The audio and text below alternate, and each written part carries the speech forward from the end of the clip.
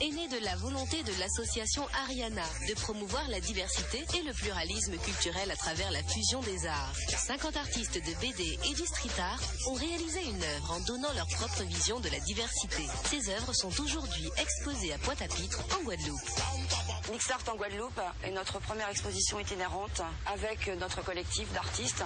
Le principe étant systématiquement d'associer des artistes régionaux aux artistes du collectif.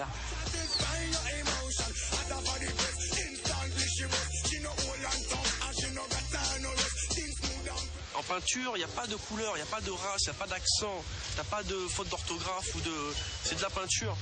Et de là, ça décomplexe plein de choses. Et pour moi, c'est le meilleur média qu'on puisse avoir pour travailler dans ce sens-là, de la mixité culturelle, de faire des rencontres comme ici, comme Mixart. Donc je soutiens grave Mixart pour ça.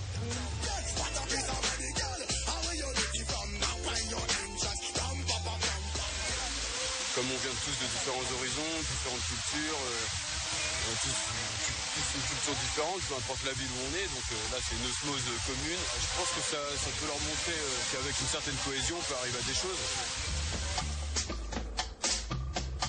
Mixart a également édité un album sous forme d'abécédaire destiné à enseigner la diversité auprès des jeunes. Un regard croisé entre BDistes et street artistes où les styles se côtoient et se répondent. Effectivement, les dessinateurs de BD ne font pas spécialement de BD dans la rue.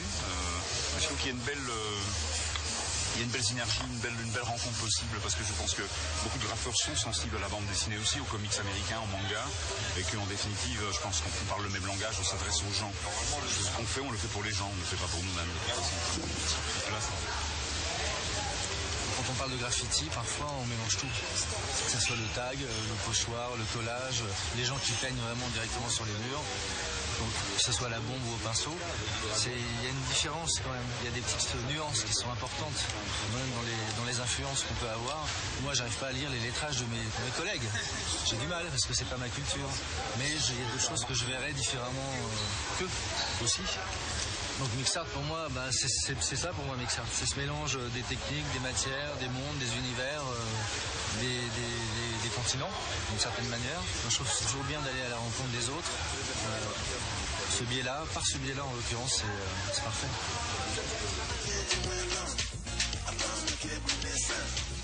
En clôture de l'exposition Mixart, les artistes du collectif ont accompagné le groupe Kassav, qui fêtait leurs 30 ans lors du festival Guadeloupe. Ils ont réalisé en live une fresque de 30 mètres de long, comme un hymne à la diversité et au pluralisme culturel. D'habitude, il y a toujours un graffeur et là, il y a un vrai mélange avec des graffeurs de Paris et ceux de la Guadeloupe. Et en plus avec des musiciens, donc je vois vraiment, c'est vraiment un mix artistique entre tous ces artistes, chanteurs, des joueurs de cartes, des graffeurs d'ici et d'ailleurs.